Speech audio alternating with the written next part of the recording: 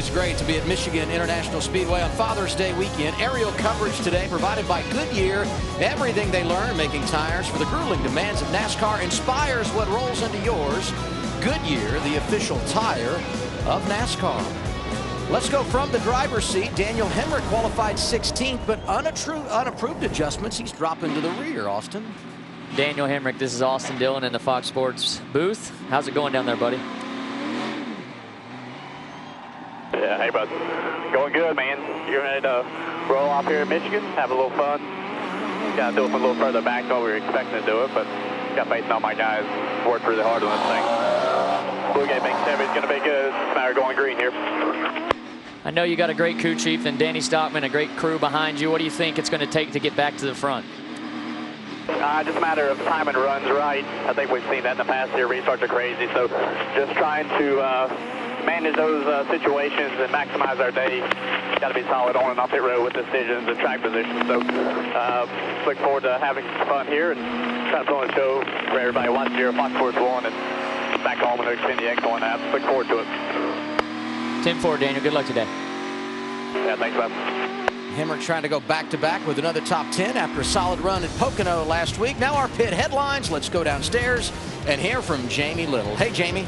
Hello, Adam. Well, for the first time in 2.5 months, Kyle Busch is back in the Xfinity Series, and no surprise, he's fast. He's on the pole today. But after qualifying, Kyle told me that's all he knows. As far as the race, a lot of unknowns. Normally in practice, he likes to run in a group, get a feel for that new right side tire and this new aero package, but he didn't get that. Kyle Busch going for his second win this season. Chris Neville? And Justin Allgaier took over the championship lead after Pocono. When you look at his climb to the top, so much of his come from stage points. Well, today he's starting 22nd after a mistake in qualifying, the furthest back he started all year. He said today isn't going to be about stage points. It's going to be about a good result and hopefully maintaining that lead. Matt Yoakum. Chris, a week ago, Brad Keselowski put the 22 back in victory lane. He's on the outside front row at his home racetrack.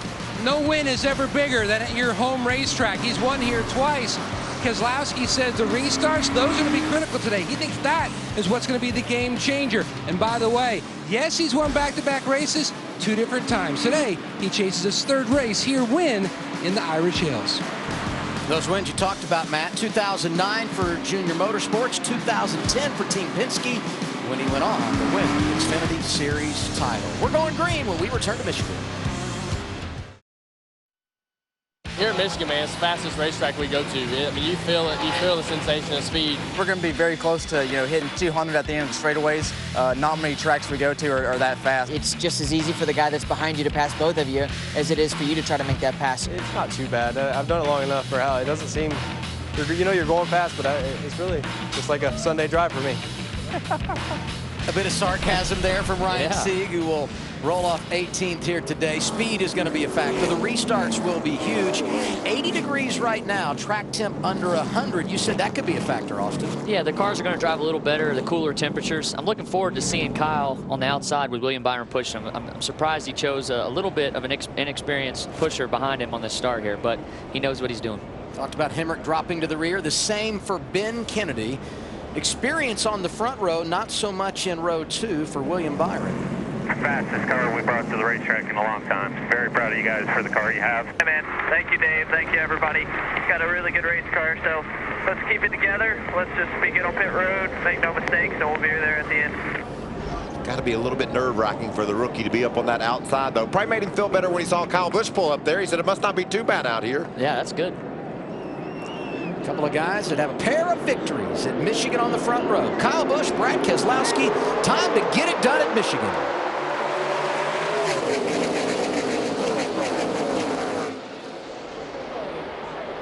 Contact. And there goes Kyle Busch. Get her rolling here again. Get her rolling. Oh, it's killed. Yeah, there's right side damage to the car. He hit the outside wall after what was probably an attempted of a bump draft, you think, Austin? Or that's what I was a little worried about. He didn't have a lot of help out the back there. 22 got a run, and, well, he went with it. Kyle Busch won the pole. He's the controlled car to start this race, took the outside lane as we check out the replay. And he got a great break. He got a good jump. Watch. He gets rolling, and he's going to clear Brad Keselowski. Look at that jump he got. Yeah, here's where the problem happens. The one's going to give this air push to the 22. He's going to have a run by the time he gets to the start-finish line. And I think Kyle just moved up to stay in front of the 22 of Keselowski, and Keselowski was there. They made contact. He didn't lift. It was almost like Brad jumped up to go with him and then said, wait, the door's open outside. And when he made the move outside, there was contact. Yeah, he wanted to continue that run he had going. I mean, track position is huge, and getting that clean air on the front of the nose to start the race. Well, you can hear Brad. He tried to save him there, but it was too far. Brad came out of the gas and tried to give Kyle a break, but he was already committed. I'm wondering how much damage on the front end of the 22. You think there was much on the left front? I don't know. I don't think so. I don't think that's going to be enough to hurt him. He just barely hangs him in the right rear. And he had a heck of a run. We are lucky that didn't take out everybody, all bunched up to start the race. Here's what Brad Keselowski had to say. Figured you hit him a little bit. Tiny bit. Even touched him. Swerved back and forth in front of me. I think what Brad is saying, he was trying to block the run that the 18 had. A lot of damage on that car, Jamie.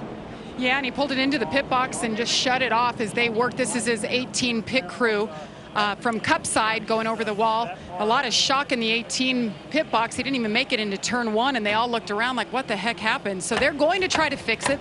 Remember, he qualified on the pole earlier today. It was the 3rd fastest pole in Xfinity Series history. So they definitely want to fix it and see if they can get a shot at this win today. Fires it back up. They worked on the right rear is where the majority of the damage is as they continue to pull the fenders down and away. And I noticed, Jamie, when he came off of turn 4 and hit pit road under caution, he was flying, and he was warned by NASCAR, if he has this pace of speed on pit road again, he will be held a lap. This has all got to be just some frustration, right? That's what it is. It's frustration, trying to keep your car on the lead lap. Maybe there's a shot he can get it fixed and put the 18 back up front at some point in the day. Now, we've seen some strange occurrences where you get damage on a car and it's still competitive. Do you think there's too much there for him to be competitive, Austin? That's a lot of damage. That right rear quarter is so sensitive where the way the downforce is now. I mean, they can fix it. Sometimes you can get it a little better out there, but it's early in the race. It'll be interesting to see what happens. William Byron had a front row seat for it all as you see the officials talking to the 18 crew. Here's what William Byron said on the radio. Well, that was exciting. Yeah. Oh, crazy. Can't believe those two would ever get into each other. We talked about that in our pre-race show, what a rivalry they have. And I think Brad got a good run and wanted to take advantage of that run. Kyle tried to block it. That's just the nature of the business when you're as talented and as experienced as these guys are. Combined for 122 career victories, and we couldn't even get to turn 1. But for our first incident of the afternoon, it came on the initial start. Big damage for our pole sitter, Kyle Busch.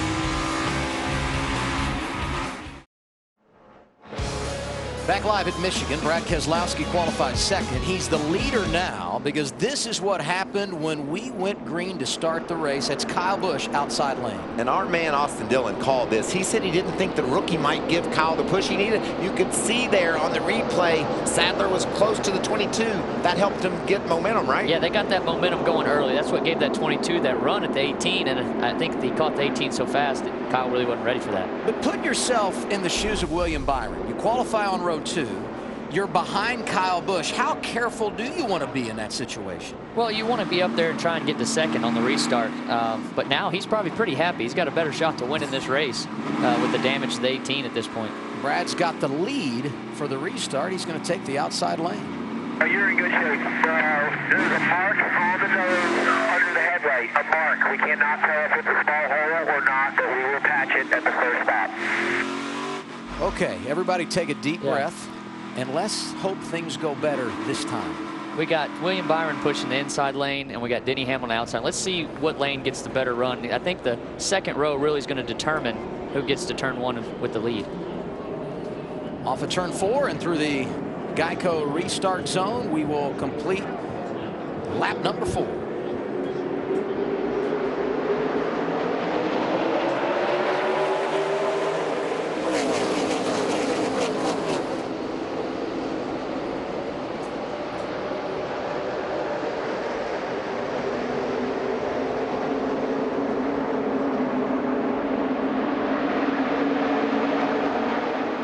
Michael Annett fading on this restart. And look at Justin Allgaier charging.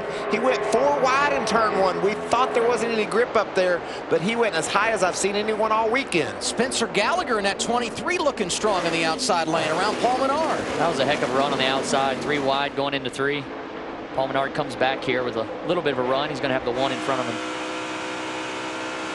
Looks like Menard's going to pull up to the back bumper of Sadler, give him a push. 3 and 4 wide. You can't do that every lap. This is what I wanted to see, is how cars reacted side by side. You could tell that the 2 couldn't get in the corner as hard as the 9 with him on the outside. Oh, Byron lift a little bit there. He got loose. 2's got another run coming down the back. Menard won this race in 2014, driving to the inside of William Byron. That's for 4th on track. I really liked Paul's speed yesterday. He held on really well in the long run. His long run speed was pretty strong. Kyle Busch was put on the 5-minute crash clock. He's back up to minimum speed, so he is in the game right now.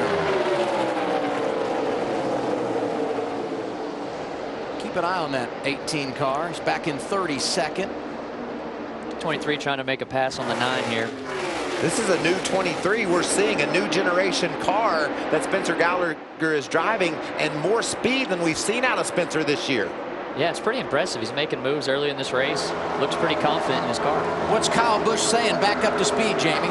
So after they repaired the right rear and put right side tires on it, he went back out and said it was shaking like crazy. They brought it in, put left sides on, and he also thought ahead. He said, I'm going to be starting last. I'm going to have a lot of traffic. Let's tighten it up. And they did that, and he's putting on a show now.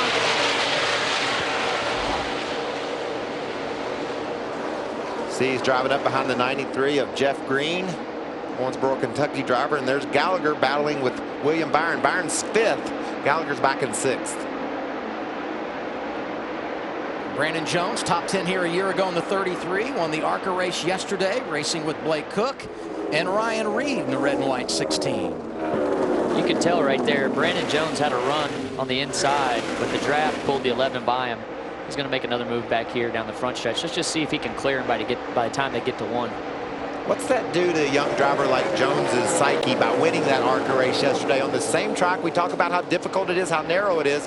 How much confidence does he roll in here with today? Well, winning any race, I feel like, gives you confidence, and it just helps you going into the next day, looking forward to what you've got. And we'll see what Brandon can do here. He's running really well. He's making his way forward, made his first pass there. What about our man Ryan Sieg? He said he was just out for a Sunday afternoon drive. He's battled his way up almost inside the top 10, battling there with Ty Dillon for that 10th spot. Ty gaining some ground early in the race. He was pretty frustrated after qualifying with his car, and to get up to 10th this early in the race, he must have a pretty good driving piece here. Keselowski has a 1-second lead over second place Denny Hamlin. Then it's Elliott Sadler, Paul Menard, and William Byron. We talked about Spencer Gallagher. He's strong in 6th. How about Sadler 3rd right now, Chris? Yeah, boy, Adam, a lot of speed out of the junior motorsports cars this weekend. Elliott Sadler leading the way right now, but the one thing that all these teams saw in practice yesterday is they were putting a lot of wear on that right rear tire after about 10 laps. Seen some blisters on those tires. Elliott Sadler's team, final practice, they spent most of that time just scuffing all of his tires. He's the only team at Junior Motorsports that got all of their tires scuffed. There were a lot of teams scuffing tires during practice yesterday. Theory being they're going to get faster as the run continues. And speaking of faster, Sadler all over Hamlin for 2nd right now. And you move back to 7th. That's where you find Tyler Reddick. Solid weekend for them, Matt. We've documented the youth and how they're coming up to the field. Tyler Reddick, he finished 5th here in a truck with his first Xfinity start. The 21-year-old has been getting a lot of coaching just about how these cars react around other cars. Primarily, they've been working with him on side drafting, especially on corner entry, because you can just get sucked around so quick on entry with the car getting so loose. Did you have any experience with any tire issues during your Monster Energy Cup practice, Austin? And do you think that the tire wear will get better as more rubber goes down on the road? Yeah, I think, always as rubber lays down, the tire wear gets better. We didn't really experience any problems with it. I did feel a little inconsistencies here and there from set to set, but I think that's just the new tire we've brought. Talked about Ryan Sieg in the 39. He's drifted back to 13th, just in front of him, Brennan Poole, Matt Tifft. Well, it's good to know. I'm watching Ty here race with Justin Allgaier. He was not happy. Ty was not happy earlier in practice with his car, and it looks like he's got something to race today. So it's making me feel better about tomorrow in my Cup car. We struggled a little bit in practice, and you're seeing guys that didn't have the speed in practice race pretty well. So it's good to see. I'd say the guy in front of him feels pretty good as well. Justin Allgaier took over the regular season standings advantage last week. 1 point in front of his teammate Elliott Sadler after that runner-up at Pocono. Qualified 22nd. We're like, what's wrong? Evidently nothing. Up to 9th and in position once again to score stage points. We're almost halfway through this opening stage. Stage 1, 30 laps. Stage 2, 30 laps. And our final stage today, 65. You can see Ty Dillon just trying to run maybe a little bit lower than Allgaier, just move that car around a little bit so he can get some air on the nose. Is that sort of the game when you're racing hard behind another driver? It is the game. It really is. You got to get that nose tucked out just a little bit to get air on there so you can get that front turn that you're hoping you have when you get there. Several big movers early, among them the guy we just talked about, Ty Dillon, Jamie. And I talked to him right before he got in the car, and he said it has been a frustrating weekend. They brought a brand new car, the latest and greatest body and chassis setup, and he said, I don't know, I think we need to go a different direction because we have not had speed. But once he's in the race now, guys, this car has come to life. It's the best it's been. He's moving forward early, so is his teammate Daniel Hemrick. Those unapproved adjustments started at the rear. Driver 21 inside the top 20. Keeping an eye on Kyle Busch. Had the lap 1 accident. He has come up to 23rd as we watch Reddick, Spencer Gallagher, Cole Custer, the youngsters racing here. Great little battle there with 3 of the rookie candidates. And impressive to see what Spencer's been able to do with this new car. I mean, this is by far the best he's run, and we've seen him run in the Xfinity Series. So I'm pretty impressed right now. Equally impressed with Ty Dillon. That's a nice pass there on a really fast Justin Allgaier. I saw Kyle Busch was 32nd, slowly but surely working his way back into this thing, 23rd, but it's not easy in traffic, Michael. Yeah, trying to pull a little bit of air off of Dylan Lupton in the 24 car, just slowing his momentum down, and then watch him dive away from Lupton. That's how you make a pass on the straightaway here. You got to stall that outside car out. You do, and Kyle's one of the best at it. He knows how to make his way up through a field. We've seen him do it before. And he knows he's going to get another caution to work on this race car in 13 laps. That will be the end of stage 1. Brad Keselowski's led our first 17 today. Denny Hamlin is second. Elliott Sadler, Paul Menard, William Byron, your top 5. Good to have you with us on a Saturday afternoon live from Michigan. 9 laps to go, stage 1 for the NASCAR Xfinity Series here in Michigan. Let's get our Ford Performance track facts. Roush Fenway organization, all-time wins leader here. 5 times they've been to victory lane. And the first Michigan win from the pole, courtesy of Jeff Burton, 1998. In the booth with a man that's won 2 poles here, Austin Dillon, and the driver that won the race here in 2002, Michael Waltrip. And the climb continues for Ty Dillon, going after Cole Custer for 8th. That's tight. Cole had his hands full. 00 car almost jumped out from underneath of Cole, and Ty was right on spot to take that position away. He's had a heck of a run today, man. I'm really impressed with what he's doing, and it was a good battle shaping up. I think he'll be able to get to the 23 here. I also see Reddick. He's been making some moves. You can see our leader, Brad Keselowski, has caught lap traffic. That's the 78 of Tommy Joe Martins. He's around. Slows his momentum just a bit, and lately Denny Hamlin's been 10th or so better than Brad, so the 20 car's got something to say about who's going to win this race today. 22 and 20 both have solid cars. I watched qualifying at 22. I mean, it looked like he went through turns so fast, never had an option to even check in the car. I mean, he looked really solid, so I figured in the race he was going to be strong today. So good last week at Pocono, winning every stage, sweeping the Saturday at the Tricky Triangle. Here's a look at Paul Menard, the strength of RCR. He is 4th. William Byron hanging right with him. Yeah, this has been a good battle. They've been tight for the last couple laps. Seen Paul kind of change his line down the straightaway to try and break the air up, but the 9's been strong the last couple laps. Now, Austin, do you feel like that if the 9 can stay so close to the 2, Byron on Menard, if he can stay in that position, he might have a little bit better of a car, but just making that move so difficult? You're exactly right. I mean, if you see a guy that can really stay on the back bumper of the next car in front of him, is probably at least a 10th faster to be able to do that. And then once they clear him, he might be able to drive away, but that's one thing, and then passing the guy's another. William Byron, one of 11 drivers making their first Xfinity start at Michigan here today. Qualified 2nd row, hanging tough early, Chris. Yeah, Adam, boy, William Byron's had a strong car all weekend. Talking with his crew chief, Dave Ellens, he said, after the first couple races, we just kind of lost our pace, but we found it this weekend. And after about 13 laps, he says things have settled in. The car really coming to me. He doesn't feel like he's abusing the tires too much. Matt? Paul Menard won here 3 years ago, and on that early incident between Busch and Keselowski, he thought he might have had some cosmetic damage. Team looked at it. Everything looked okay on the nose. His only complaint, really, the car just too free on entry at both ends of the racetrack, but it's stout center to exit. Want to make an adjustment? Going to get an opportunity. 4 laps to go, stage 1. So, Larry McReynolds, what are crew chiefs thinking? Well, I think you're going to see a mixed bag of thinking, Adam, because think about this. Once we go back racing for stage 2, it's only going to be about 25 or 26 laps to the end of stage 2.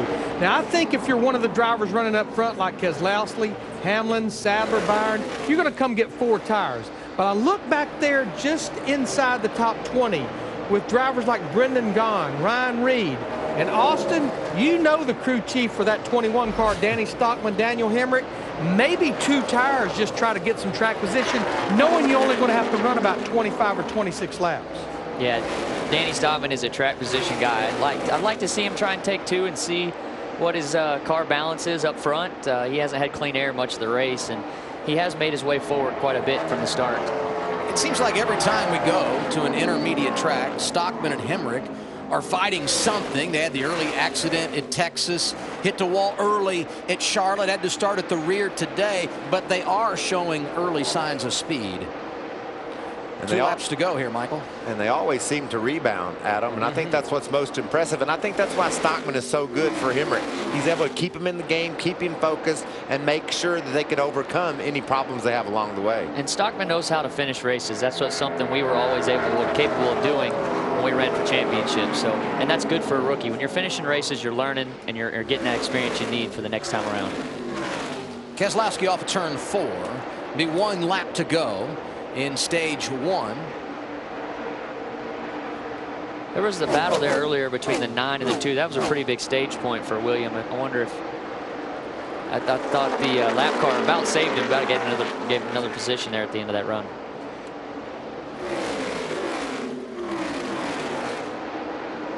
Keselowski doing a great job of working the lap traffic. He'll come around, get the stage win. Denny Hamlin running 2nd right now. Then it's Elliott Sadler, Paul Menard, William Byron, the top 5. How about this? 6th stage win of 2017 for that 22 car. Back-to-back weeks where they have been solid. Hamlin was 2nd in stage 1. Top series regular Elliott Sadler. Paul Menard going to be 4th. William Byron, Tyler Reddick, Spencer Gallagher, Ty Dillon, Cole Custer, and Justin Allgaier, your top 10 in the opening stage at Michigan.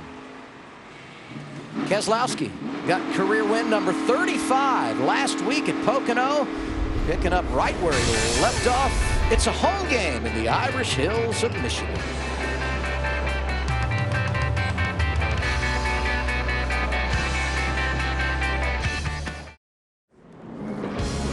Stage 1 complete for the NASCAR Xfinity Series here at Michigan. 1 week after dominating Pocono, winning stage 1, stage 2, and snapping that long winless streak for the 22-car Team Penske. Brad Keselowski at it again. Led every lap in the opening stage. He's just getting carried away, isn't he? He's greedy, is what he is. Drove for perfection up in Pocono. Is that what you call it? I just call it a sweep.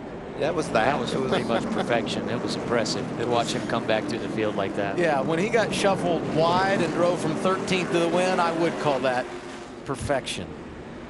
See what kind of adjustments they're making here. He'll lead Hamlin, Sadler, Menard, and Byron onto pit road. Scheduled pit stops at the end of stage 1, Matt. Brad Keselowski enjoyed about a 2-second gap between himself and Hamlin. First box pitting off turn 4. Watch for them to put a piece of bear bond on that left front area just below the headlight. They felt like there was some damage, possibly a hole, contact with Busch. Meanwhile, the two of Paul Menard keeping great balance at both ends of the racetrack, but then it started to go away in turns 3 and 4 on the tight side. Air pressure change for the two. Chris? Elliott Sadler also looking for himself, sliding the rear way too much on entry, sliding the nose on exit. So we're just going to be abusing the rear tires too much today. Jamie?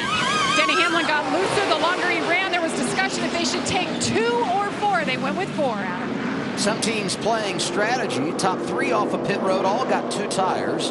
Cole Custer, Justin Allgaier, Brennan Poole. First off pit road with 4 was Denny Hamlin. Then it was Elliott Sadler and Brad Keselowski, who was leading at the end of stage 1, came off pit road 6th.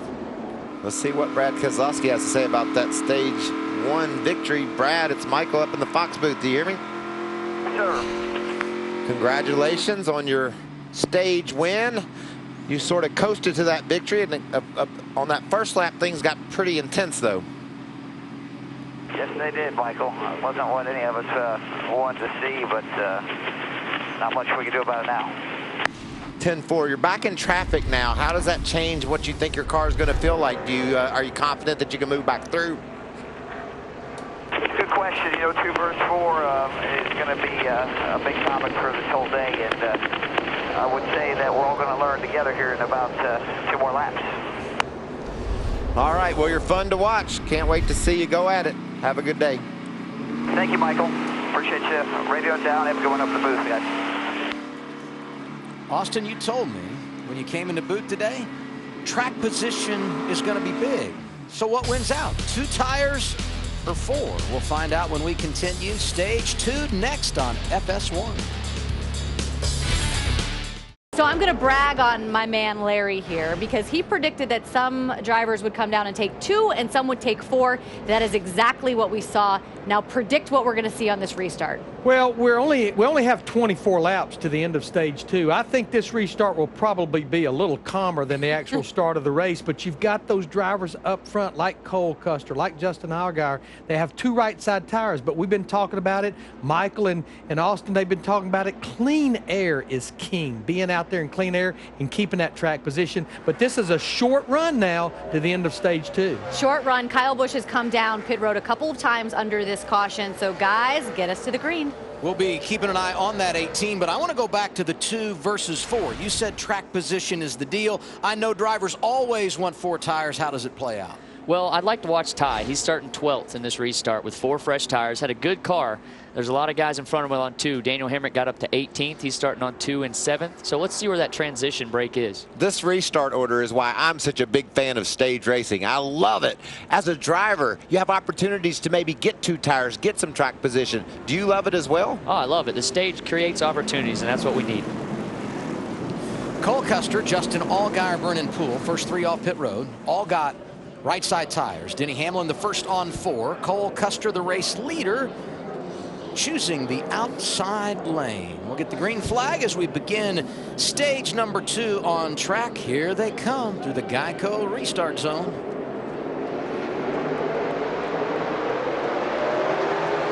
'20's back up to the 0-0 there. Nice push by Hamlin on 19-year-old Cole Custer. Can you imagine being 19? His eyes are probably wide open right now, diving into turn 1 with the lead here at Michigan.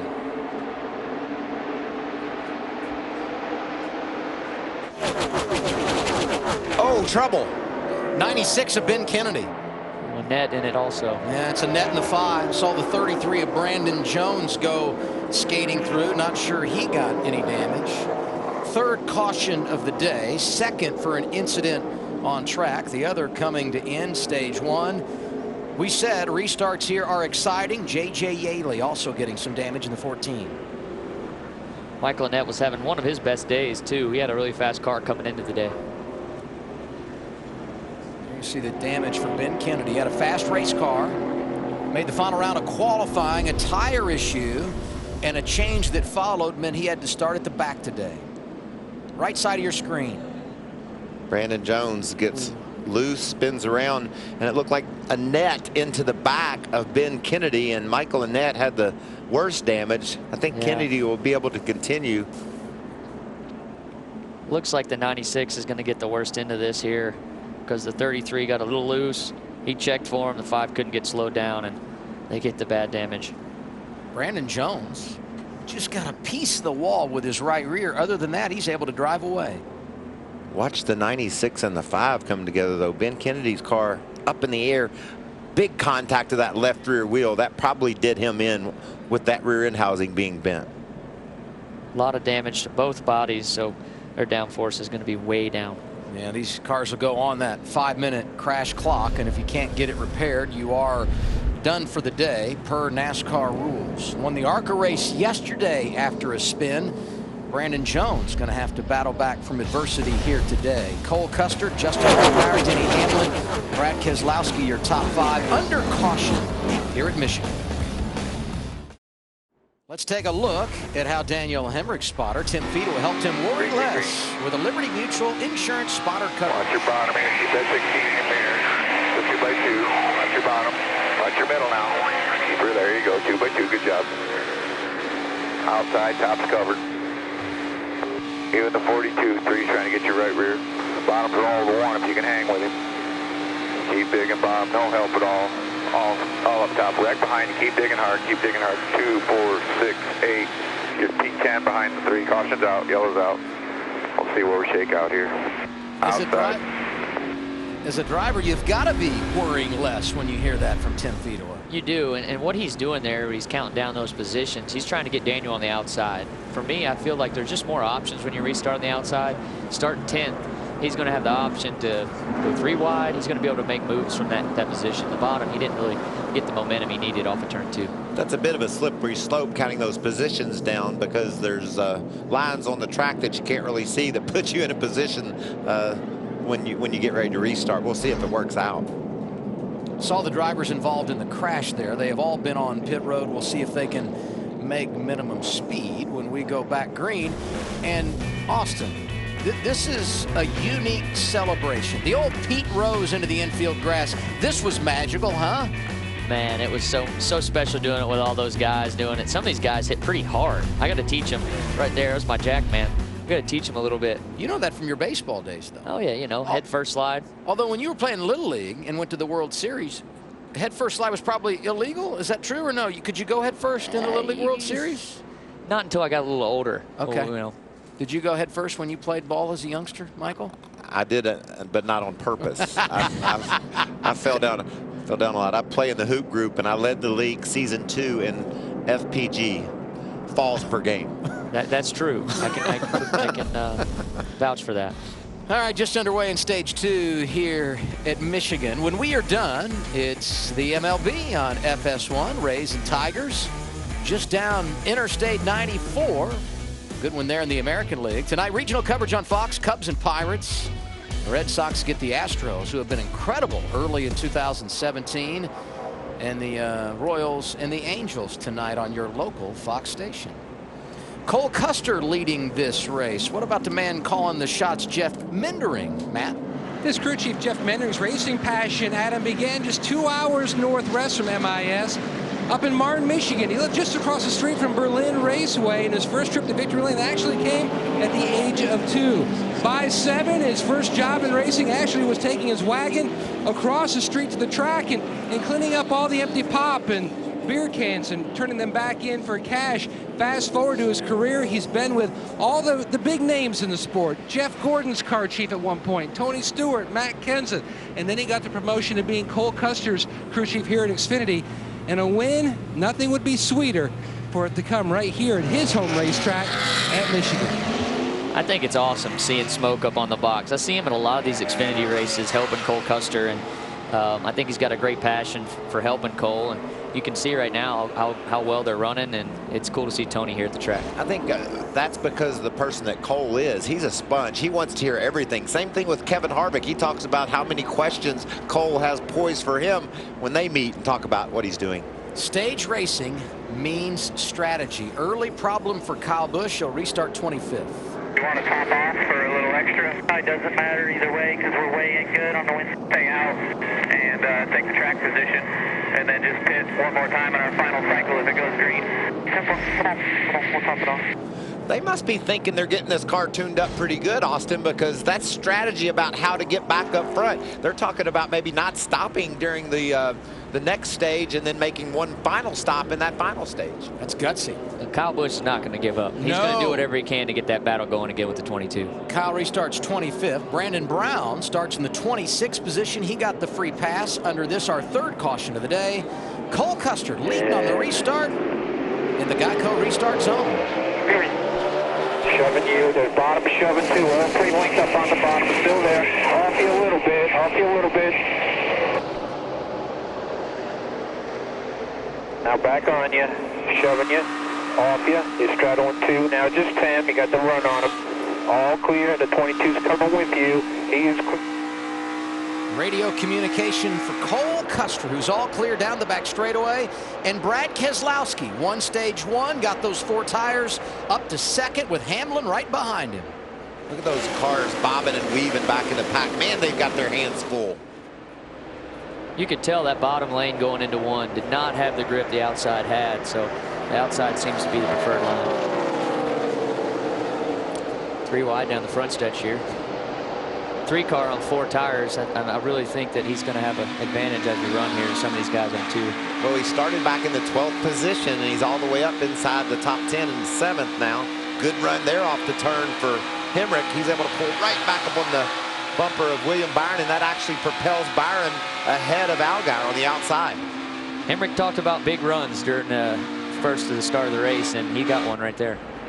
How much do you feel the draft here as we've got a battle for the race lead? Keselowski all over Cole Custer, and Hamlin right there as well.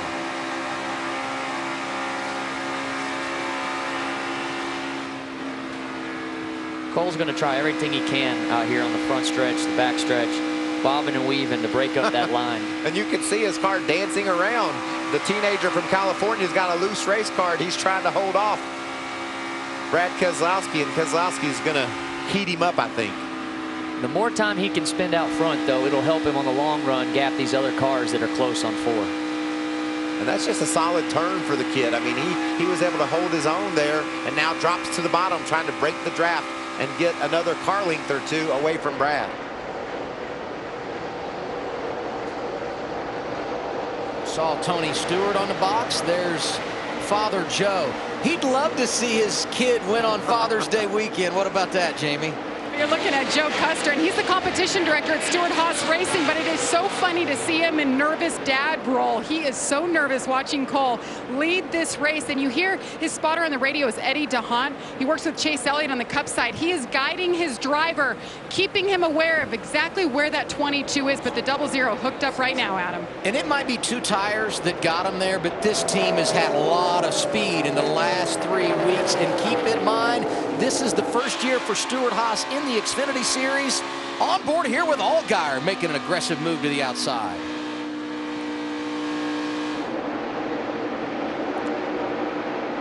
Look at the momentum that Dillon loses off the corner. His teammate Hemrick's going to pull to the inside. There's Paul Menard. Such big runs you can get here on this track. When you have the momentum, you can carry on past 2-3 cars at the right time. Little RCR train right there. Just past halfway in stage 2. Cole Custer, Brad Keselowski, Denny Hamlin, Elliott Sadler, Tyler Reddick, the top 5 in Michigan. 9 laps to go in our second stage at Michigan International Speedway. You know what I love about NASCAR on Fox? You never miss anything. We were side by side with our commercial, and you were able to watch Brad Keselowski take the race lead away from Cole Custer. Just making it work down on that white line, Austin, and you know how hard that is to do. You got to have a really good handling race car to go that low. We saw Hamlin close in and take second away from Custer the same way. Yeah, that was a power move by Brad, but it's almost like those two tires had taken its course. He's falling back a little bit now and fading as the run has gone on. So 4 tires have prevailed. Yeah, Custer, as you said, has fallen back to 4th. Hamlin got around, so did Elliott Sadler. There are a couple of the other drivers that got 4 tires when they came down at the end of stage 1. And now, Larry, only 7 laps away from the end of stage 2. What shakes out next? Yeah, it's going to be interesting because, you know, we're going to go back racing probably, Adam, somewhere about 59 or 60 to go. Everybody's going to have to stop once in stage 3 for at least fuel. So I would like to think most of the leaders, they're going to get their 4 tires right here. But who I think has an interesting situation is Kyle Busch in that 18 car. He and Eric Phillips, his crew chief, sitting in the 18th. They topped off at lap 42.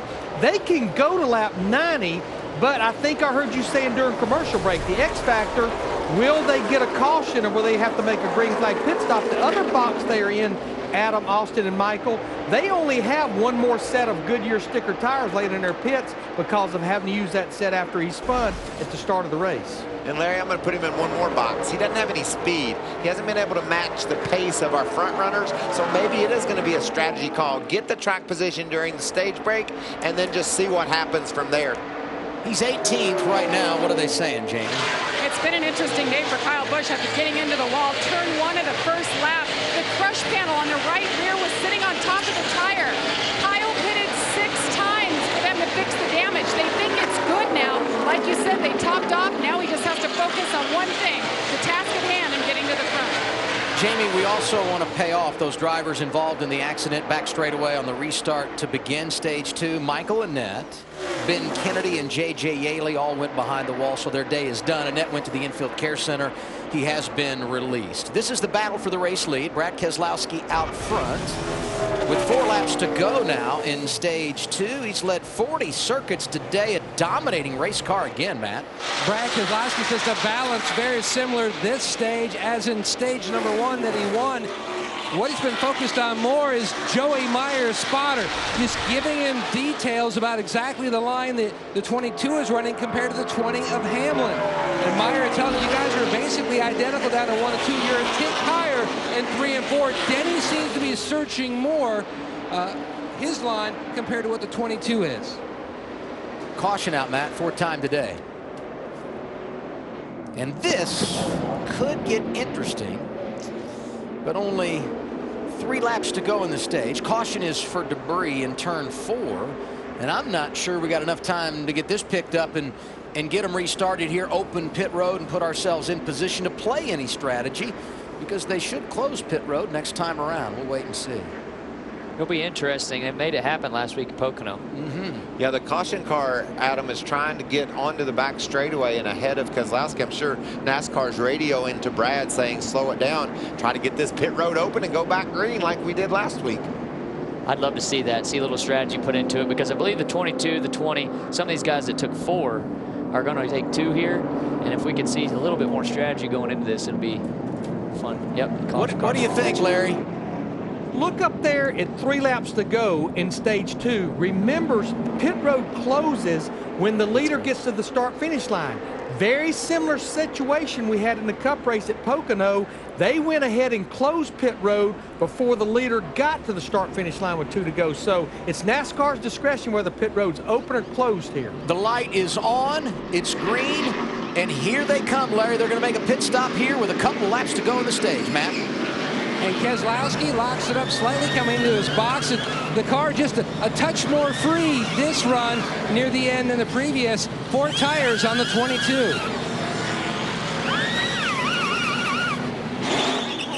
And Cole Custer in the 00 said he's still a little bit loose, but better this time around. They took rights last time. It'll be a 4-tire stop for the 00 now. Denny Hamlin in the 20 said, I don't have much for you guys. We're pretty good.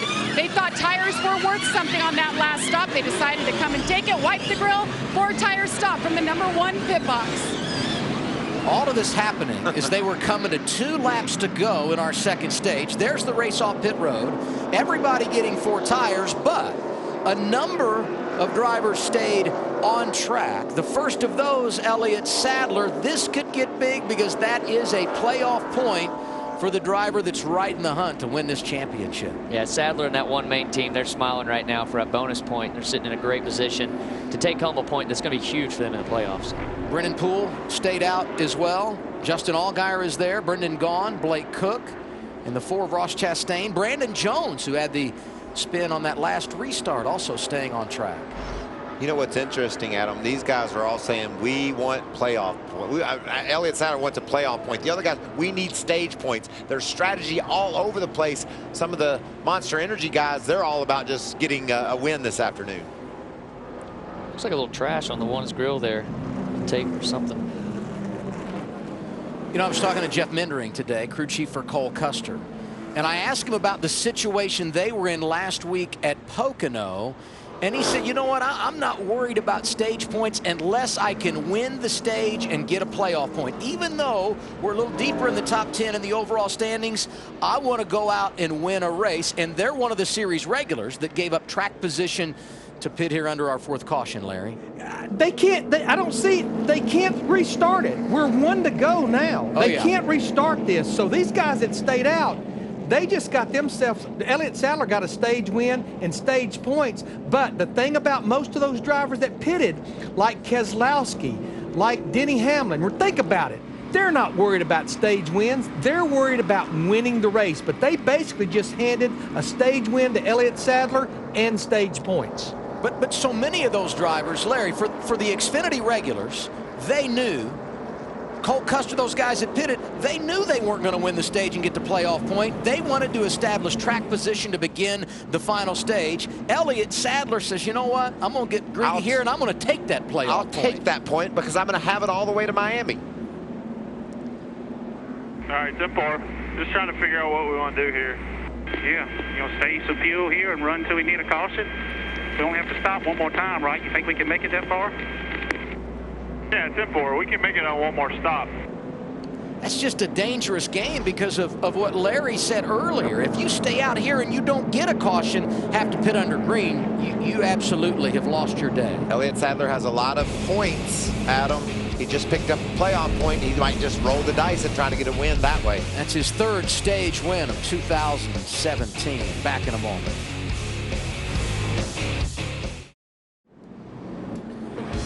Stage 2 complete for the NASCAR Xfinity Series here at Michigan. Top 9 drivers on track. Stayed out, did not pit when the pit road was open just prior to 2 laps to go in this stage. That means Elliott Sadler wins a stage for the 3rd time this year. That means 3 playoff points for the driver out of Emporia, Virginia. Hey, Elliott Sadler, it's Austin Dillon in the Fox Sports 1 booth. You got me, buddy? Yes, sir. I got you. Well, congratulations. You got you a playoff point right there. I think it was great strategy for you guys going into the playoffs. What do you think you need here the next couple laps to be able to get back on pace with the other guys where they pitted? Yeah, Austin, I mean, we had to do that. We had to stay out and get that championship point. I mean, that's what it's all about when we get to the playoffs. So we had to be aggressive and do something a little bit different than Brad and Denny. I think track position is very important. You know, right now it's just going to be if we can catch the cautions correctly or a fuel mileage gain, but we're going to have to be aggressive here so we can make something happen. Well, I like the strategy, Elliott. Keep it up front, and good luck the rest of the race. I appreciate it. Thank you. Top 5 drivers on track. Last pitted at lap 33. Elliott Sadler going to stay out here. Pit road is open. And here come the other drivers that elected to stay out at the end there of stage 2, Chris. And we see Brennan Poole hit the box. Pretty happy with his race car today. Still saying he needs a little bit of help on entry. The back end of the car way too loose.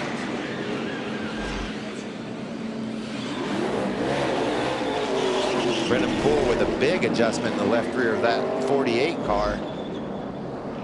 You see cars bobbing and loose in the corners. I guess Brennan said, we got to work on this baby. A lot of strategy playing out here today at Michigan. Good news for Elliott Sadler. He got that playoff point, and he is the race leader. The bad news is when he restarts, the guys behind him, we're going to have 15-lap pressure tires, and it may be a struggle when we get the green.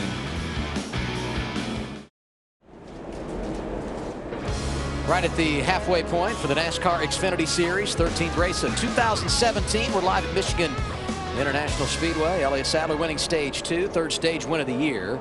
He did not pit. Last time he came down lap 33. And he'll restart up front with drivers who did. Alongside him, Denny Hamlin, who got service at lap 58. How will it balance out for Sadler? Green flag with 61 laps to go.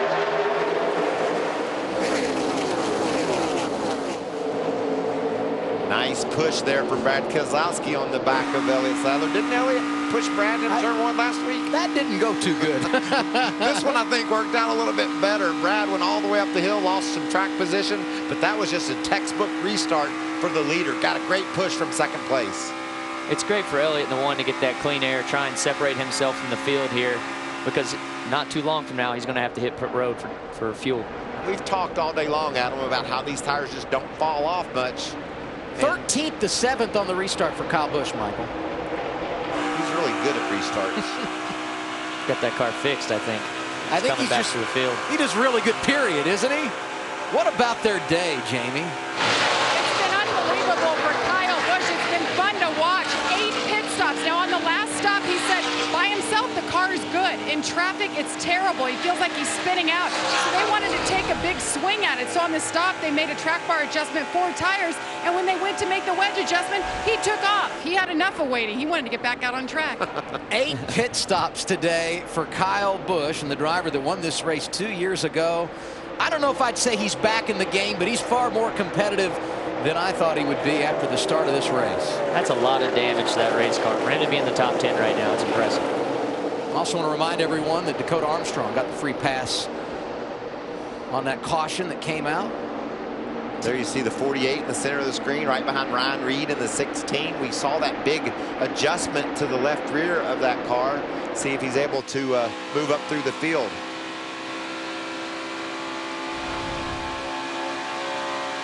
The one car still being able to hold a lead on the 22. I think that's impressive. A lot more laps on his tires. It's going to be big coming down to the end of this if he can get a caution. And a lot of caution laps since they made their last pit stop. So when should we see the one on pit road, Larry? All right, I've been doing the math, Adam. He pitted at lap 33. If he can go the 48 laps, that takes him to lap 81. But we've had 18 cautions since he last pitted. So I would say add another 10 laps to go. So if you watch your ticker up in the upper left-hand corner, it's going to be somewhere around 34, 35 to go probably when he would have to come to pit road should we not get a caution. And Larry, we're making a big deal about the fact that he has to pit. Everybody else does too. So while he's out of sync, everyone going to have to make one more pit stop to make it to the end of this race. Absolutely. The last time by, Adam, Elliott Sadler was only about a half of a tenth slower than those guys that are heating him up from behind, Brad Keselowski and Denny Hamlin. So certainly a lot of pace in that one car. Also, we saw it ever since he unloaded earlier in the season. He just sort of seemed to hit a little bit of a lull, and especially at Charlotte, no performance at all. But that performance is back now. Yeah, I think the JR Motorsports have all done a really good job turning it around. Tyler Reddick is 8th. Let's take a look at how his spotter, Derek Nealon, helped him worry less with our Liberty Mutual Insurance spotter coverage. Tire build showed a little bit on the tight side. You think maybe he should just be tight over there? He's got to be. I mean, like I said, it's hard to tell this far away, but I mean, he definitely, like I said, just looks lazy in the middle of 1 and 2, and just not that it hurts us off of 2 and down the straightaway, but it just definitely doesn't help, you know what I mean? And that's just the spotter, Austin, trying to help the crew chief with the view that he sees, where he sees the car maybe losing a little bit of ground, so the crew chief then knows how to adjust the car. Yeah, the crew chief, the spotter, they're all collaborating right there to try and figure out what they can do to make this car better for Tyler. Let me ask you guys this. Elliott Sadler leading, and Larry documented he pitted at lap 33. His only stop today, got 4 tires. He's got to get 4 when he makes his final pit stop, do you think, if you're Sadler? I mean, I know the fall off hasn't been great. And if so, those guys that pitted at lap 58 behind him and got 4 tires, how many do they take on their final stop? Well, he's going to have to pit a lot earlier than these other guys. Sure. So might as well take the 4 and have the speed gain at the end of that run. He's going to have a lot of laps on, even if he pits, he's going to have a lot of laps to go. And what has been sort of the story of this race today as you see Brad Keselowski finally getting a T bumper by himself. 8 back to Denny. That's spotter Brett Griffin. Got his father's name above Elliot's door, honoring Brett's father, who he lost at 7 years old. But this is what we saw earlier. Brad Keselowski could just keep putting the pressure on, and then finally grab the lead away. That's what he's done here. You saw the wiggle from the 1. He's just doing everything he can to keep that lead. He did a good job holding it for this long. I'm impressed, really, with the speed in that 1 car, but 22 has been the strongest car all day. And like you said earlier, Adam, the strategy's been all over the board. I think it'll continue to be that way, depending on how long we run green here. And if Elliott Sadler has to pit under green, I think him getting 4 tires there could play out to be an advantage if the caution flag does fall. 4 cautions today. 2 for accidents on track, 1 to end stage 1, and the other for that debris that ended up ending stage 2. 53 laps to go. Keselowski almost a half a second in front of Sadler, Chris. Well, Adam, we know Elliott Sadler doing the best he can on some older tires, and after that first run, the team took a good look at the right rear that he was complaining about. That tire looked pretty good, but still, most of his information that he's packing back to that team, still leaning on that right rear too much. The team saying, hey, you're really good down in 1 and 2, but we'll try and help you out next stop in 3 and 4. And you know, Austin, we heard earlier about a little bit of problems with that right rear tire. Are you concerned at all with Elliott staying out on the older tires and having a funny feeling over there? You know, you start feeling everything the longer you stay out on tires. You know, everybody around him is going faster. They've got 4, he's got 2. I mean, it could be a problem, but it's almost like in your head as a driver, you start hearing things, and it's just a part of this whole movement that he's doing right now with staying out on older tires. 52 laps remaining here in Michigan, and if we stay green, we'll likely see Elliott Sadler on pit road somewhere in the next 10 to 15 laps.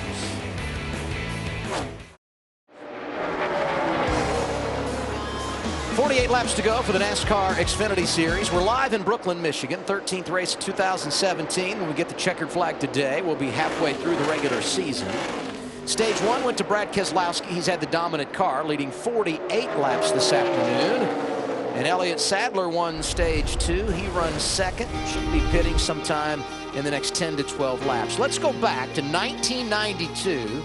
Brad Keselowski in victory lane with his father, Bob, here at Michigan after Bob got the checkers in the ARCA event. That is really cool for the guys out of Michigan. That's what it's all about, family. That's right. And it's Father's Day weekend, and I know every son out there is doing their best to get to victory lane for their dad. And right up front, I know Brad Keselowski's been dominant, but man, it's tightening up front. We now have 4 cars within about a second and a quarter. William Byron has closed up on the back of Hamlin, and Elliott Sadler is keeping pace with our leader, Keselowski. Well, let's look at these other drivers inside the top 10. Keselowski, Sadler, okay. Then it goes back to Denny Hamlin, who's 3rd. Hamlin did have a lap led earlier today. We got William Byron, as you said, the rookie, back there in 4th. Very solid effort for him. First Xfinity start at Michigan. Ty Dillon has had a fast car from the green flag. He is 5th, would be his first top 5 finish of 2017. RCR looking good because Paul Menard is 6th in the 2 car. He won this race in 2014. Kyle Busch, who was on the pole and wrecked as we got the green flag, has battled back to 7th. 8th right now is Tyler Reddick. 9th to Cole Custer, who's looking for his 4th consecutive top 10.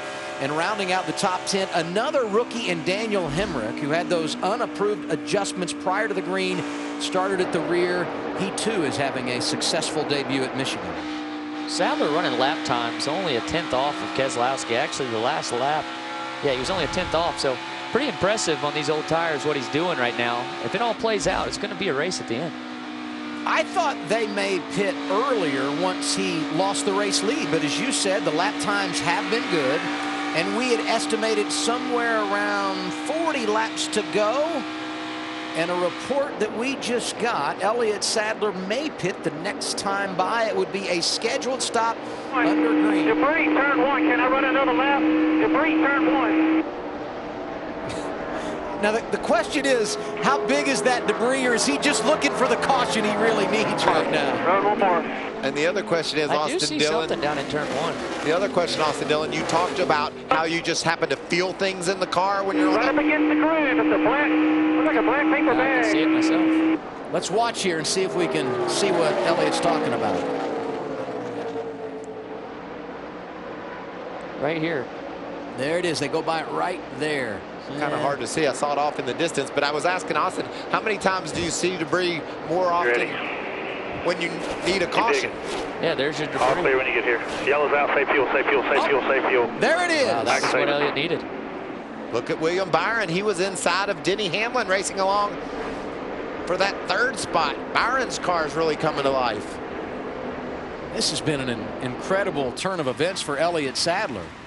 Now you just want him to open pit road so you can come down and get your service before you would run out of fuel. Last time they pitted, lap 33, and once everyone comes down here and gets service, they're good to go the distance. What do you want, 2, 4? What are you thinking here, guys? I think we've seen a lot of performance from Elliott Sadler on those older tires. I think maybe 2 will be the call for a lot of the field. Sadler will probably get 4. But how about the experienced veteran, Elliott Sadler? He saw that debris. He radioed to his crew, let me run another one. I think we got to have a caution. The caution flies. That's just a heads-up move from the seat. Yeah, that's one of the best sights when you see that debris and you know you're going to be close on fuel. He called it out, and it worked out for him. You know, and his crew chief, Kevin Mindering, he had to believe in what Elliott was saying. They know they're close on fuel, had to believe in the words his driver was reporting, and certainly did just that. Matt did the report on Jeff Mindering earlier at Stewart Haas. Kevin, his younger brother, calling the shots for Elliott Sadler, who's an engineer for Dale Jr. for a couple of years over at Hendrick Motorsports. So pit road's going to open next time around, I do believe. Keselowski leading it. Sadler is second. Then it's Hamlin, Byron, and Ty Dillon. Where are you at with strategy here? What are you doing to the car, Larry? We have 18 laps on these tires. I think 2 right side is the way to go, but don't be surprised to see somebody do fuel only. But when I look at Kyle Busch, unless they have glued up a set of those scuff rights, he is out of sticker tires right now. So that may be the guy that does possibly fuel only. Well, I'm seeing sticker tires in his pit, which tells me they put scuffs on earlier. Matt. And Larry Mack, Keselowski's guys up on the wall in their fuel window, sticker tires going over the wall. He felt like the car took off not quite as good as it did at the previous runs. Felt like it did come to him, though. Go, go, go. Just 2 tires going off of what Sadler did. And Elliott Sadler going to take 4 tires here and a full load of fuel. Going to be a little bit longer stop than everybody else. He's saying the car a little bit loose and tight off, so let's really focus on entry. Jamie. Denny Hamlin said he's looser than he wants to be. A big adjustment there. It's right side going. Denny Hamlin said, get me out front. I can win this thing. Track position king all day long. Right side tires for Denny Hamlin. He wins the race off pit road. Keselowski goes to second. They get 2. And 4 tires for Elliott Sadler. He lost some in that exchange. We're back to green in a moment. My dad's helped me along the way in pretty much anything I've ever done. He was behind me and supported me along the way, so he's just kind of been a supportive father no matter what I've ever wanted to do. My father really helped out a lot, showing me, if you really want to do this, you really got to be committed to do it and work hard, and he's always worked hard. My dad was a huge inspiration to me to start racing, but also to carry through with it and be the race car driver that I am today. Always special when we come to Michigan International Speedway on Father's Day weekend. And happy Father's Day to all those watching at home. Be a part of NASCAR on Fox here tomorrow as well. And Austin Dillon with us in the booth today, making his debut. How about the foundation? What have you guys got going on, Austin? Yeah, we have our 3-on-3 basketball tournament coming up for Children's Institute for Pediatric Trauma. And looking forward to it. It's July 26th. Will be our 3rd year. And you guys are doing that where? It'll be in Catawba College back home. A bunch of my buddies are going to be coming out. Michael, I think you're going to be there. Yeah, 3-on-3 basketball. You need a teammate? I do. I got a little height as long as you can slam dunk.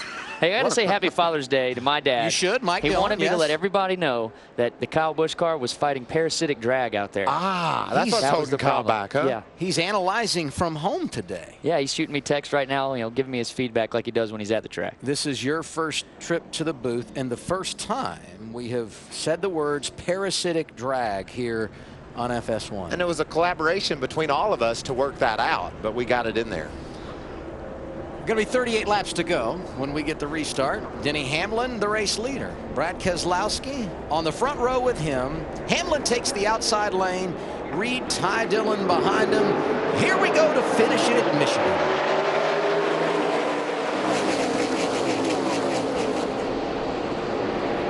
How about little brother with a nice break on the restart? He's going to pull up to the second spot. Love seeing that 3-car make moves like that. He does a really good job on restarts. I'm going to have to learn from him. And a lot of these guys got 2 tires, maybe no tires in some cases because they had pitted at lap 58. Elliott Sadler was up front but had to get 4 tires, restarted outside the top 10. We'll keep an eye on him as well. And I guarantee you, him staying out on those older tires and making the moves he made and being able to keep up the pace that he did, that's the reason why some of those crew chiefs elected that strategy. On board with Justin Allgaier. He made an extra pit stop, extended time on the pit lane for driver number 7. He's 18th as we go on board with Daniel Hemrick. He's got a rally going in the outside lane.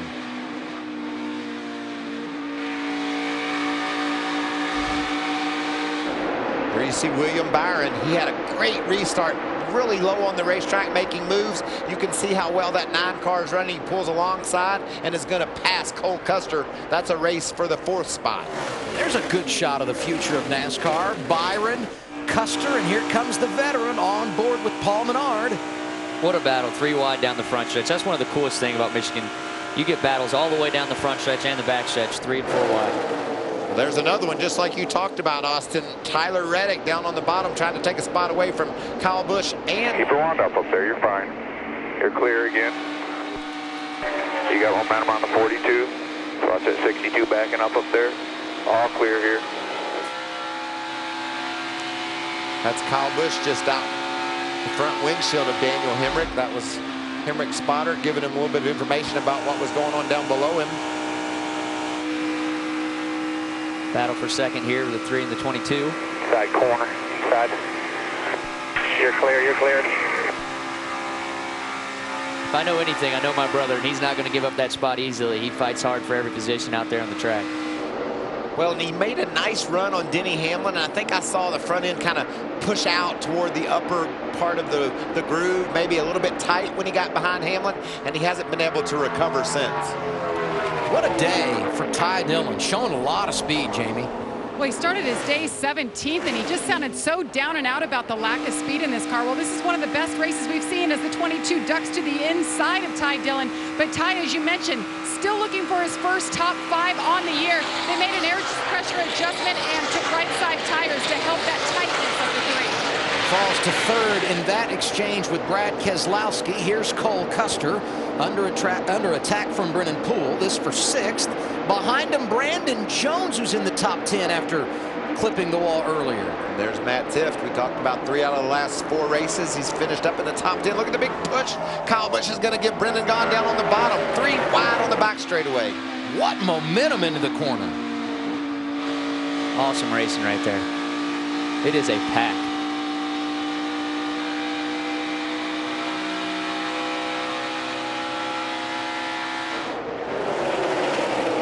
There's Allgaier. Mentioned how long he was on pit road. 2nd last week at Pocono, 14th right now. He was all the way back outside the top 25. Yeah. Adam, and he's been able to battle back up inside the top 15. So good recovery so far, but laps are winding down. Looks like he's got a hood. Wow. That can be distracting, I'd say, going 200 miles an hour. And hey, his teammate Elliott Sadler has worked his way to 6, Michael, after getting those 4 tires on that last pit stop at lap 84. William Byron, another junior motorsports driver. He's up in the top 5. Those cars are running good this weekend.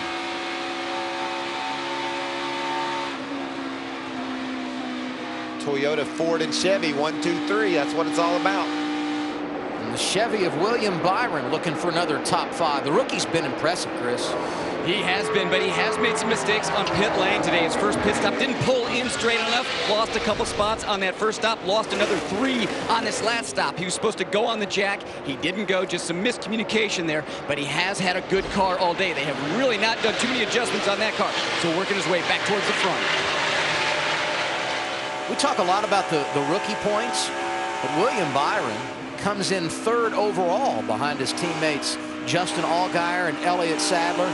Doing some great things in 2017, moving over to junior motorsports after that successful rookie campaign, driving for Kyle Busch last season of the Camping World Truck Series. You got to tip your hat to Dale Jr. for the organization he's building. 1, 2, 3 in the points, and cars here this weekend that can win this race. We see a lot of speed right now from Byron and Sadler. I know the tire fall off hasn't been great today, but virtually everyone that pitted at lap 84 got 2 tires except for Sadler, who just had to get 4 because it had been so long since he made a pit stop. 30 laps to go. Do Sadler's 4 tires pay off at some point on this run to gain some positions late? I think they do. I love 4 tires in a long run. It's just going to overcome the heat. Everything's going to help out as the run goes on. The 1 car should be able to gain some more spots here. Just think what we've seen so far today, Adam. As the laps wear down, the fresher tires have been able to overcome the guys that have stayed out on 2 tires. And even Elliott Sadler, when he stayed out on the older ones, eventually lost the lead to Keselowski. So as the laps wind down, the further they go, the more of an advantage Elliott Sadler will have. You're carrying so much speed through the corner here. It's just better to have the better tire wear come to the end of the race. He's starting to run those guys down in front of him just a bit. Last time around, a little bit slower than William Byron, who's in front of him on track in 5th. And Kyle Busch also got 4 tires when he came down to lap 84. But I think at some point you cross the threshold of what they can finish on today. That car is beat up, and they're probably not going to do much better than where they are right now. But this guy's thinking a lot more than what he's got right now. Made that strategy call, great call by the team to pick up a playoff point, and then got that opportune caution, and now racing up toward the top 5. Everything has gone right for Elliott Sadler today. Teammates for 3rd. Ty Dillon in the 3, on board with Paul Menard in the 2. This a half a second in front of 5th place William Byron. It's nice to be able to sit and see this 2-car run well. You know, it's the car I run most of the time here in the Xfinity series. And Randall, a new crew chief coming to that team, he's doing a good job with Paul. He's adapted great over there. I mean, he had you at Charlotte in position to win. Not easy to transfer from one garage to the next. He's handled it well. He's done a great job.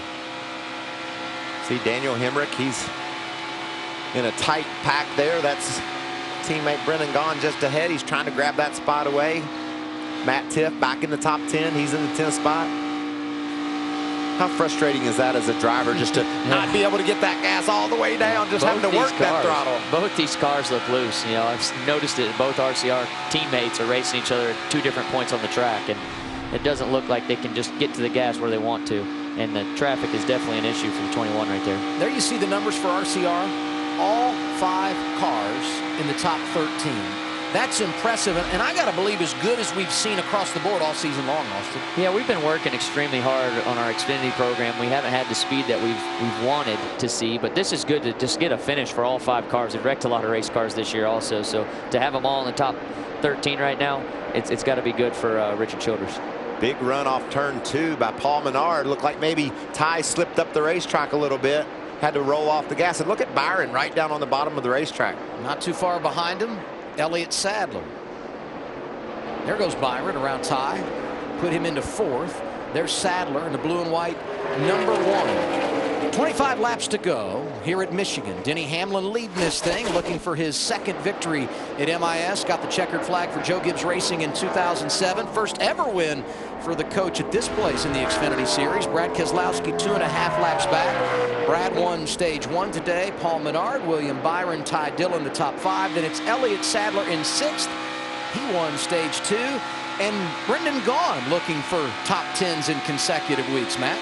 Played strategy, stayed out, scored those points in that stage 2. They really feel like they were missing just a little something, so they made a wedge adjustment. The car was too tight late, but they really felt like overall the bigger picture was a freebie for them because they got those playoff points. They entered this race here at MIS 13th in the standings, so they needed a good boost. They've got the tires. They can play strategy if something else comes up. But it feels like they're going to come out of this in pretty good shape. You say strategy. Elliott Sadler, Kevin Mindering played it great today. Stayed out, won stage 2, got the caution when they needed it. They're back in the top 5. You saw him pass Ty Dillon there a moment ago. As we look at Denny Hamlin, 2.2 seconds in front of Brad Keselowski. What are we going to see here? Well, I'm pretty pumped for our hoop group commissioner right now. He's doing a great job. He told his team, put me out front, and I'm going to go win this race. And he truly has driven away from the 22 a little bit and running great lap times. But I'll tell you what's interesting. You know, we talk about the tire fall off. They had a couple of 310s in the bank over Paul Menard, over William Byron, up until just now. And lately, Elliott Sadler, Byron, and Menard are starting to break even with our leaders. Maybe the tires on Byron or on Sadler can get him to the front. These guys have fast cars. Denny's advantage is gone. Once he got out front, though, he's been unstoppable, Jamie. He really has been so calm, cool, and collected. Great car, too. And, you know, Denny doesn't run many Xfinity races. This is just the third one this year. So I asked him what the key is to getting this car dialed in. He said, we need to get the steering box as close to my Cup car as possible. If we can do that, I think I can win the race. So obviously they've done that, going around some lap traffic. They made the right adjustments. Chris Gabehart with the call and the right tires got him there. We'll see if he can get to victory lane for the first time in over a year. It's funny that Jamie picked up on the steering box comment, because I talked to Denny yesterday afternoon. He said, we made an adjustment to the steering in our car. We're going to be tough tomorrow. I think I can win the race, and it's showing right now. He knew what he was talking about. And this team's been strong in 2017. 2 victories with Eric Jones behind the wheel. Went back-to-back at Texas Motor Speedway and Bristol. Here's Daniel Hemrick trying to get back to the top 10 inside of veteran teammate Brendan Gaughan. 3 rookies inside the top 10, 4 in the top 11. They were strong last week at Pocono. Last of that group is Hemrick, started at the back and worked really hard here today. His teammate Brandon Jones went for a spin and went to the back with some damage, and he's fought his way up to 30, so that's a good recovery for that kid.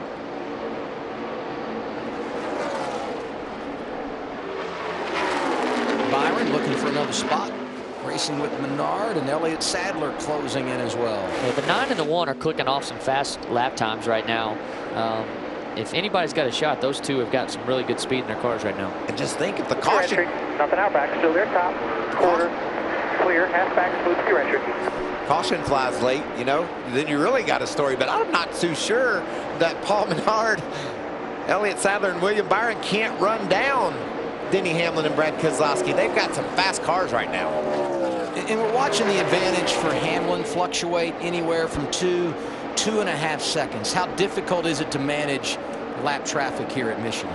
Lap traffic can make or break you. You have one bad corner with the guy that you just miscue on the pass, and it can cost you half a straightaway. And that's because of what we talked earlier, Adam, momentum. You know, you just want to leave your foot on the floorboard as much as you can. And what you do exiting the corner dictates how much speed you have at the other end.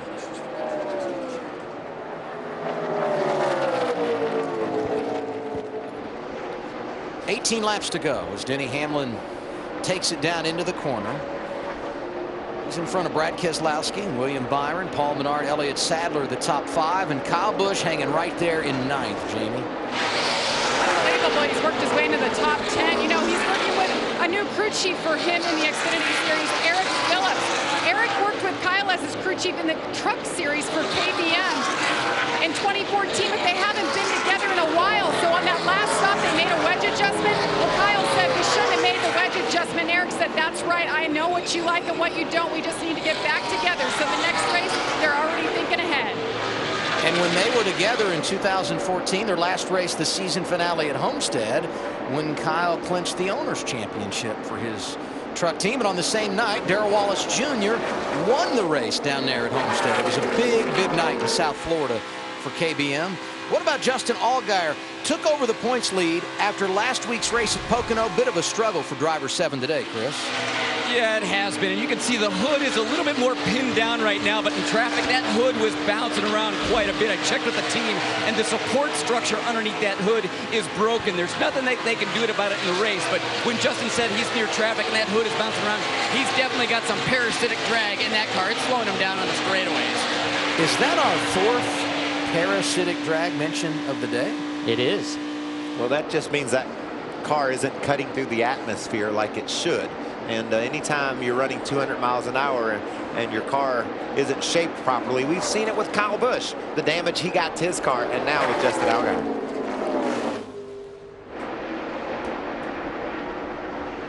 No problems here, though. Lead almost 3 seconds for Denny Hamlin over Brad Keselowski. William Byron got by Paul Menard for third, working on a career best finish. You know, Michael, we talked about it earlier. When your car is able to stay with that car in front of you and you just couldn't clear him or pass him, you might be a tenth faster when you get out front. And Denny's proven that. There you see the 0-0 of Cole Custer working over Ty Dillon. That's the battle for the 6th position. Ty had that clean air on the nose of his car there early, and it looked like he had something for him, but he's fallen back a little bit. Still a good solid run for the 3-car. It'd be 4 consecutive top 10 finishes since our 2-week break in early May for the 0-0 of Cole Custer, and I can't help but think that break did them some good. This is the first year for Stewart-Haas in the Xfinity Series. Got a chance to reset, and at Charlotte, they came out beginning that 20-week run with a lot of confidence. Out of the groove, up high. Ah. Yeah, there it is. That was Denny Hamlin reporting exactly. Remember earlier when Elliott Sadler saw the debris and wanted a caution? Denny Hamlin saw the debris and said it's not a factor. But you can see just at the edge of the groove, there's certainly been cars running that area, and there's a piece of something laying there. Caution number 6, 14 laps to go, probably 13 when they come around and pit road is open. So tire wise, nothing there. Larry, what do you do here if you're a crew chief? You got to keep the track position, huh? Well, but the biggest thing, Adam, and I want to go back, Jamie had told me that the reason Kyle Busch had an additional set of sticker tires is NASCAR gave him a set to replace that set when he spun at the start of the race. So that made a whole lot more sense just to clear that up.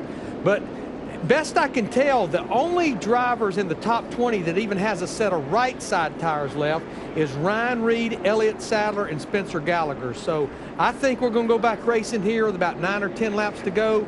I think what makes it pretty simple for everybody, Adam, nobody really has any new tires to put on the car. Yeah, you mentioned Ryan Reed, and the reason he has tires is they took fuel only when they made their last stop. For Sadler, it's just one less stop on the day. Brad Keselowski, second right now behind Denny Hamlin for this restart. Greg, what you thinking here? I like a Red Dog. I'm looking through our inventory right now, what's left. That was the last set of good tires that we gave you. Did he say he wanted a Red Dog? Yeah, I think that's code.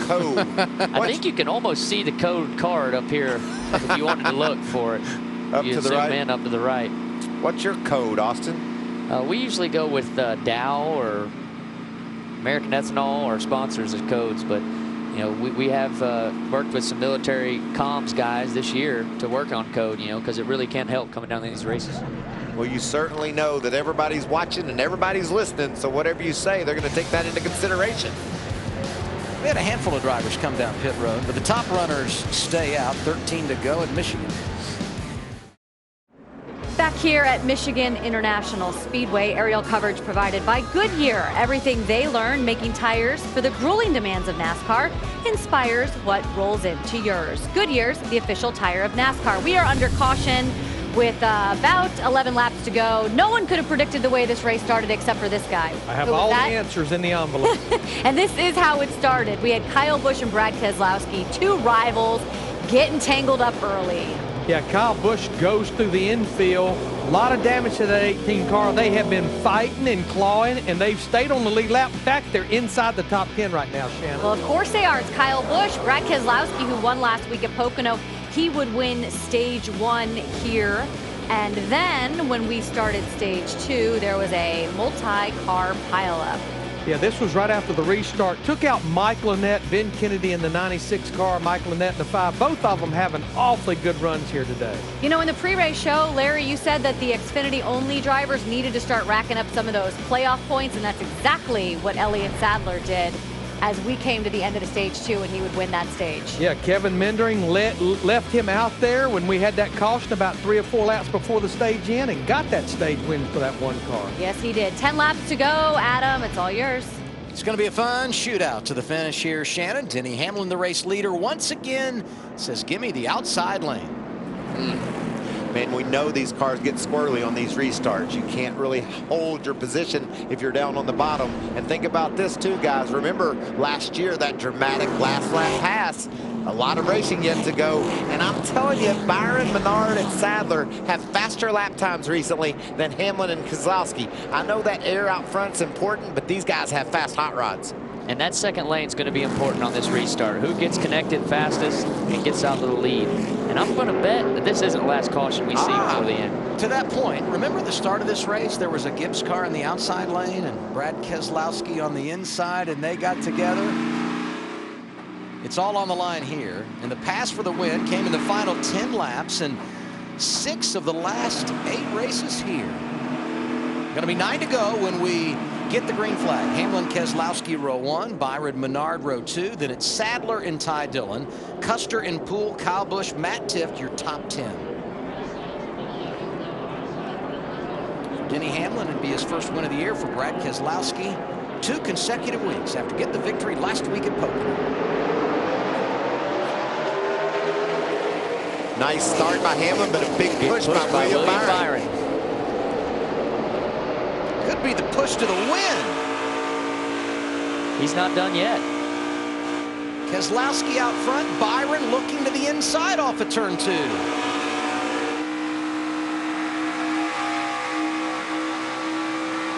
Hamlin with a push on Byron. The 9 car is out front. How about that?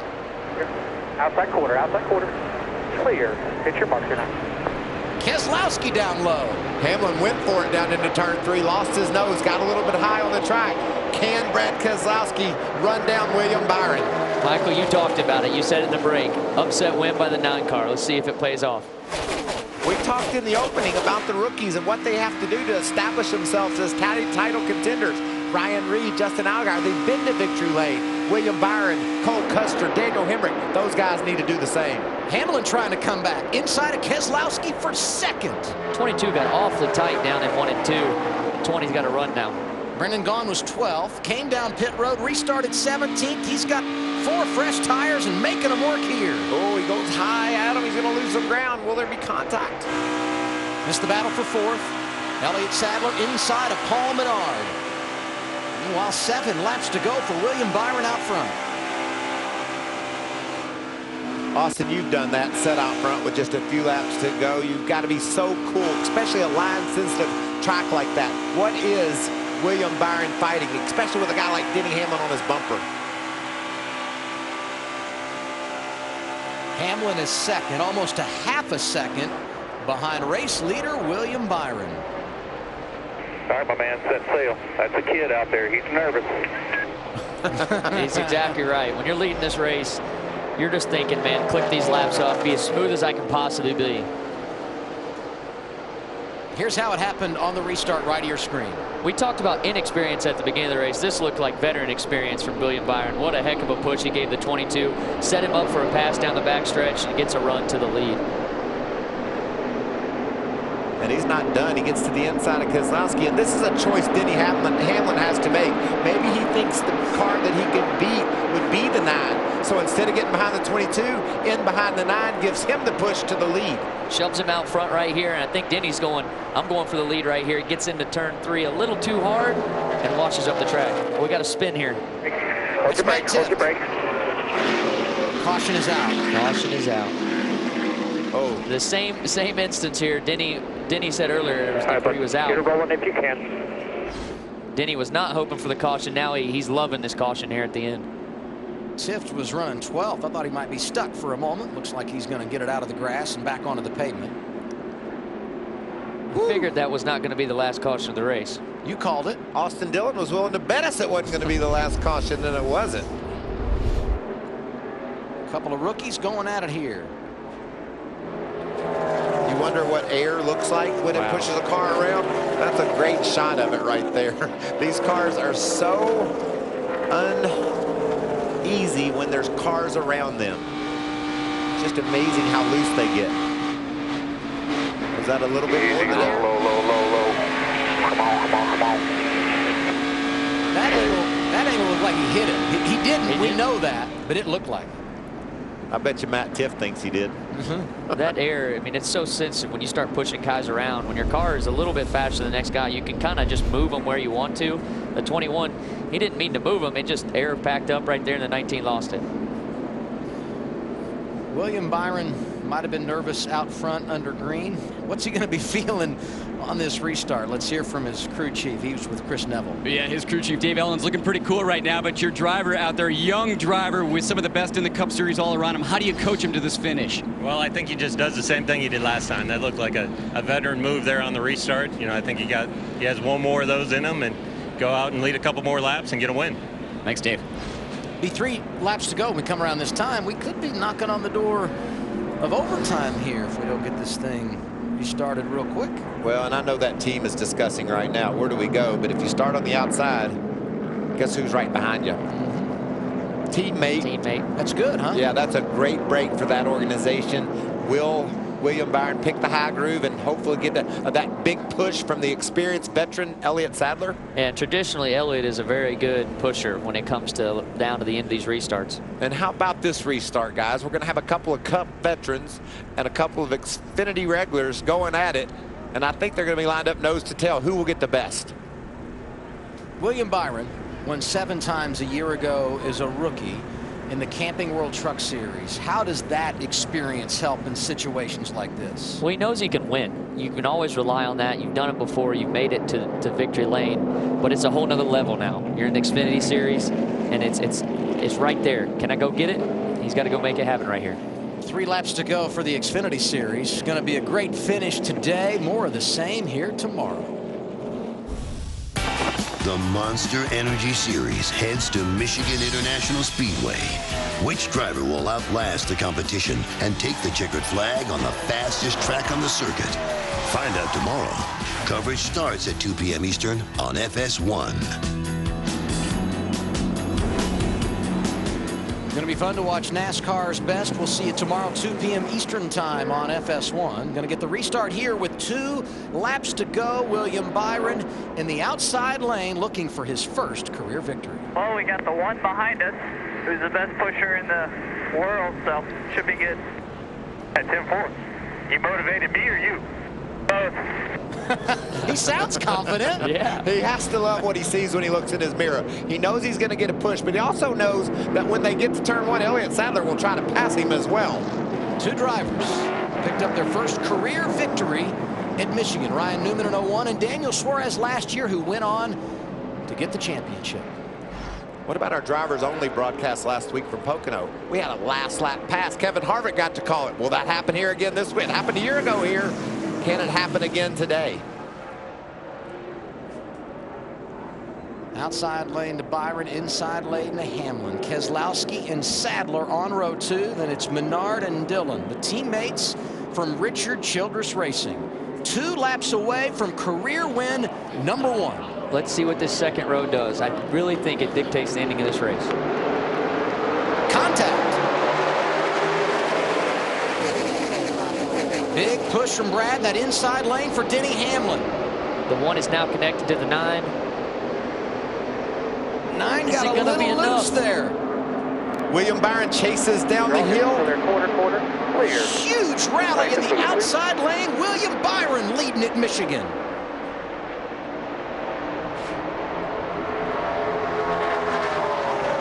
Handled like a pro.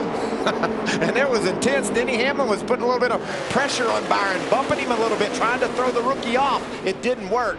Both those guys in the second lane did a good job pushing, but the 1 actually caught his guy a little bit later down the track. 1 lap to go. Sponsored by Credit One Bank. Hamlin's got to run, Adam. Can he get Byron loose? Right, it's your bumper here. Yes, he did. Coming off of turn 2. Wow. Back looking bottom. Inside quarter. Inside quarter. Inside quarter. Be smooth up top. Be smooth up top. Up and out back.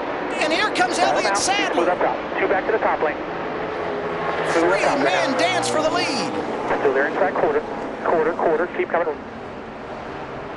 Byron hanging on. Hamlin looking inside. Sadler's right there as well. Contact as they come off of turn 4. Back to the checkered flag at the line. Denny Hamlin wins it by a nose. What a finish. Impressive finish today. Thank you, race team. That will absolutely break your Been a while heart. since I won one like that. Hey, that's called doing work right there, babe. I know you got it in it. You a damn all-star. Now go do it tomorrow. Wow. That was amazing.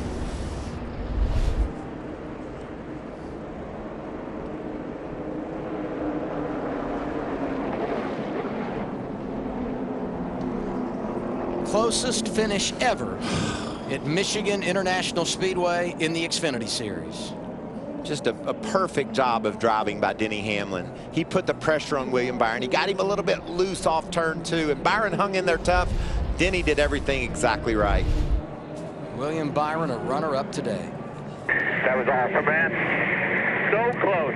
Awesome job today, guys. Get there, guys. We'll get there. Awesome job. Well, I like that comment. I like that his head was up. He just he almost beat 2 of the best in all of NASCAR, come up just a couple of feet short. Watch this last lap. He comes down here to suck down on his door to get that run to the finish. It's just a little too late right here at the end. And look at Sadler coming. He tries to dive in there and take that position away. But Hamlin gave up the entry a bit, I think, there, He did. Austin. He gave up the entry to get that run on exit of 4 here. Watch the 9 chase the 20 all the way down the track, doing everything he can to get back to the start-finish line. And he got there just a little bit too late. He didn't win it, but he proved today he belongs. William Byron, second, his best career finish, behind Denny Hamlin, who burns it down, career win number 16, second in the Irish Hills. Top of the hour, Major League Baseball on FS1. Miguel Cabrera and the Tigers get Tampa Bay just down I-94. It's next following NASCAR from Michigan, where Denny Hamlin is a winner for the 16th time in his Xfinity Series career. Second straight victory for him with a last lap pass. That is incredible. I think that pass was set up coming off turn 4, coming to get the white. We saw that huge run by Denny down into turn 1, and he took advantage of that. It takes a lot of veteran moxie to back up your corner, let him get that entry, and get him on exit. Heartbreak for William Byron, who lost today by 12 one-thousandths of a second, closest finish here ever. Let's hear from the guy that got the checkered flag, Denny Hamlin.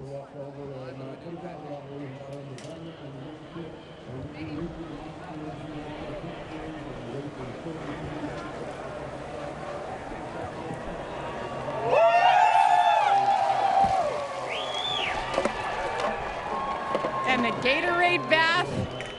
Well, it's been over a year since you won in this series, Denny, but what's more important, this is your first NASCAR win this year. What does it do for you personally just to get back here to victory lane? Yeah, it's good. The Hisense 4K TV camera was fast all day. Definitely didn't want that debris caution at the end. I did see it up in turn 3, and I was just hoping they weren't going to call it. But I tell you, proud of this whole team. Pit stops were awesome with that #1 pit stall that really College Benjamin got us last week by qualifying so well. That really helped us a lot. Got to thank everyone from Hisense, of course, Sport Clips, Interstate Batteries, Toyota, JGR Engines, great engine, Coca-Cola, the Jordan brand, everyone watching on Xfinity X1 and all the NASCAR fans. Definitely feels good. William Byron, he's a rookie, and on the radio they told you he's a rookie and he's nervous right now. How did you race him, and were you impressed, especially by the speed he carried off the corner? Yeah, he did a great job, and really I knew he had a really good car that last long run that we had.